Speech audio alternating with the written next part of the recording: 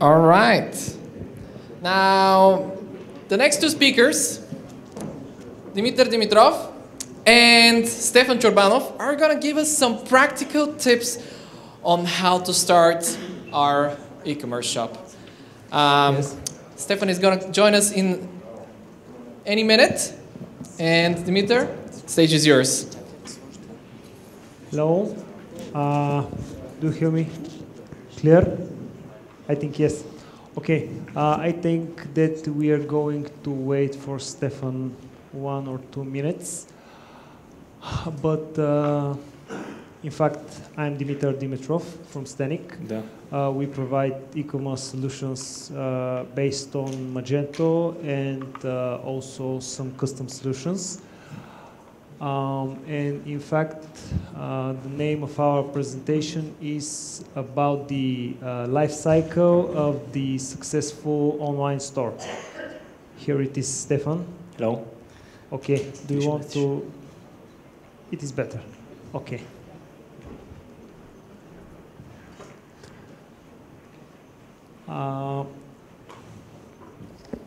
Just if you could talk a little louder, because I heard that the guys from the back can't hear you. So just okay. Yeah. Is it okay like that? More. Yeah. Maybe the speaker is. Where is the speaker? Oh, you're the speaker.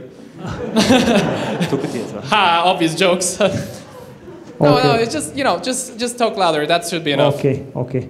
Thank you. Thanks. Sorry for the delay, but I just go to the toilet. The previous presentation was really good, and I want to stay to the end. So I just want to say that with our presentation, we take the things a little bit more on the ground, more local, but still we are going to talk about dream catchers and people who want to grow big, not to make a small e-commerce business. That's why we want to show you our e-commerce circle with a successful online retailer and the funnel of the growth, of the e-commerce growth. And we gonna walk through the steps to see how you can start and how big you can get. So, as we said, the name of our presentation is the life cycle of a successful online store, but it is very important that in this presentation we take a look at the technical aspect of the growing. Basically, we have some starting points. Yeah. Before you start e-commerce, you must consider if you are someone with a great idea, or you are offline retailer, it depends who you are and from which starting point you start your business. This is the circle of the successful online retailer. This is how he looks like, and how you can look like when you make big things. Presenting, we keep in mind these things, that for a successful online store, you must have good products, you must have compatible prices, you must have effective customer support, and one of the most important things, you must have adequate traffic acquisition strategy.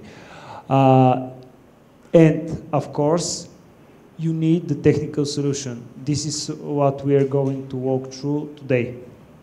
So these are the five most important things to build a successful online business. And as you see, the arrows here, and we'll talk about the way of the technical aspect. So.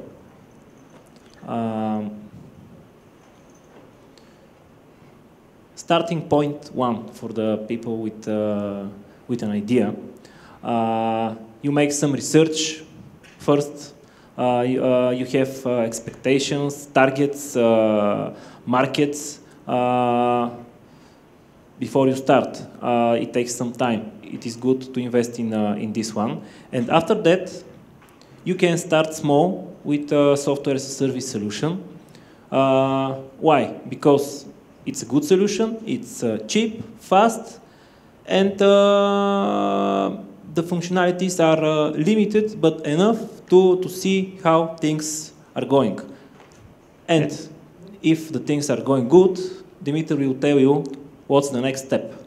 And one more thing about the software as a service solutions, we think that in most cases this is the best way to test your business model.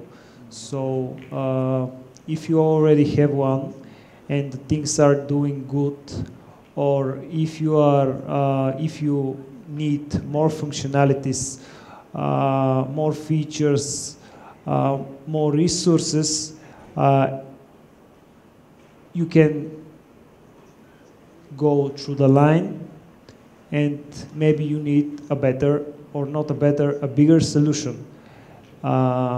In our experience, we see that the next step is to have an open source solution. Here are the logos of one of the most popular solutions, not only in Bulgaria, also worldwide. So let's say it again. If you already started your online business with SaaS and you have good results and you need to grow, you must take it to the next level. Or if you just started but your business model is more complex and you can't just upload your products and have marketing strategy and sell good, so you must go to the next step. Let's say you are on the next step and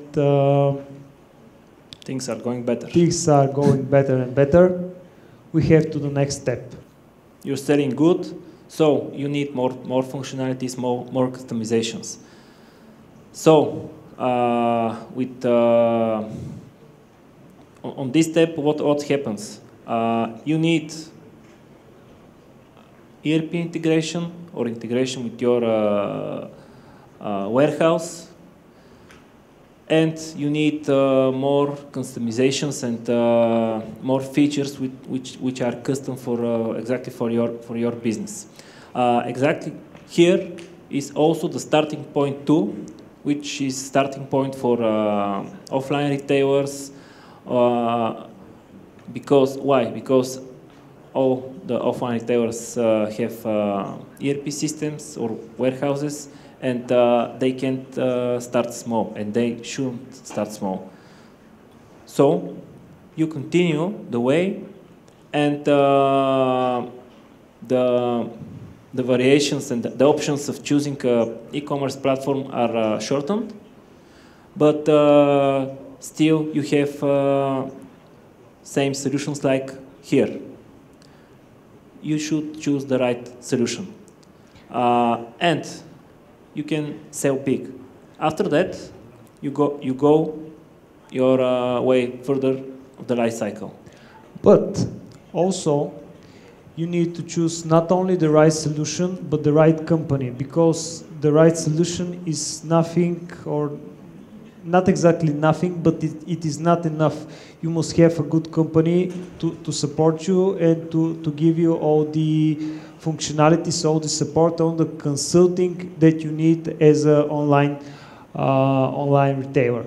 And Stefan, I think that we missed something very important, and it is that you have these presentations in your bags. So if it is better to you can check it on paper. Let's go through. Okay. The last step of the growth is very critical, and if you sell online and you see that you need a large volume of technical support, or you should be very flexible and react quick to the new trends, you need obviously in-house team. As Kumera said, that House of Fraser has internal in-house design team. You can have also a little bit technical team. You can still use your favorite web agency, but things will go better with in-house team, with some in-house help. And the choices are a little bit, again, less, because not all the platforms can support all the features that a big online retailer needs. And the volume of your business. Yes. There are some very good online retailers who made things from scratch because their business is very specific. So you must keep in mind this from the very start. It must be in your plan, because doing something from scratch is very expensive. You must have very strong developing team. But in fact, if it is what's your business based on, you must make this step also. Okay, to make clear the big picture, here is the funnel of the growth. Here are your levels of beginner, intermediate, advanced, expert in online sales. But maybe you see that you have one arrow here on the left side, which is platform changing difficulty. So if you go further and further and deeper in the e-commerce with more sales, more problems, more customers, and more customizations. Yeah, and more customizations. It is really hard and harder to change your platform during your expand. So here is one dotted line which says that if you choose the right platform in the beginning, obviously you don't need to change your platform, which is very critical, and make a lot of you can make a lot of mistakes and a lot of headaches. So I think we can finish that the life cycle. If you're online on this stage and if you are on this level, your only option is to sell more, to sell everywhere, not only in your country, because in e-commerce only sky is the limit. And I think that I hope that our presentations give you a very how can I say, a very good starting point, and it doesn't matter which of the starting points you choose and what type of online retailer you are. I've also want to thank our creative team in Stenik for creating these presentations, and we are open for questions. Thank you. All right, question time. Yes, I am coming towards you, mister. There you go. Thank you. My name is Dancho. From the last thing you said about difficulties of applying new platforms, if you can choose since the beginning, if you have the resources, the money and everything, is it smarter to go with a Magento or other open source, or just start with a custom solution that can be easily upgraded? And also in the same question, what will be the cost? I know Magento is free in the beginning, but as deeper you go, costs. Me? You can start. I have some things to Okay. Okay, I explain. First, I explain why we put Magento in the center.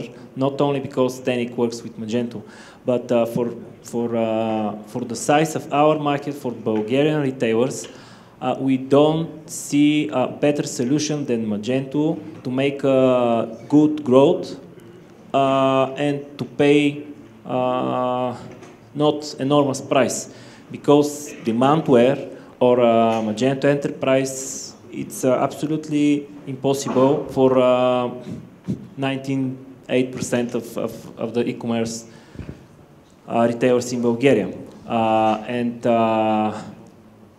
You can choose something to make your online store from scratch if in your team you have a partner which is a developer or technical person, because there are many examples for companies which are started from scratch, and in the process they have problems with their technical teams, and no one wants and can support the website because there are no documentation, messy code, and everything. But if you choose an open source solution which is built at some point, like are the guidelines, you can switch your company if something change or happen, and you can grow. And I think that from scratch is really more expensive than to build it on Magento or open source. And it is very important to keep in mind that if you're making something from scratch with a company, you must be sure that it really is from scratch, because making a custom solution and making something from scratch is two very different things. Most of the company who provide custom solutions, in fact, have their own solution, which is, I think, it can be better than an open source solution, and they build all of their custom stores based on this solution. So it is very different from making something from scratch. And as Stefan said, making something from scratch is the more risky and the most expensive way. But in some cases, in some type of businesses, I hope someone of you have that type of specific business, it is the only option. Thanks. All right, next question. Yes. Hello, I'm Dimitar. We had a small discussion here about whether or not there is a right platform for each business. And most of the people think that there's like the right option for each business. But I think that if you put just one condition, if you really want to grow international with some option that you can sell all over the world, the options get very limited. And so kind of when you look at it, Magento and the enterprise platforms are the only choice, but you cannot start with the enterprise platforms. What do you think about that? How can a small business with an idea for growth avoid Magento? Do you think it's possible, or?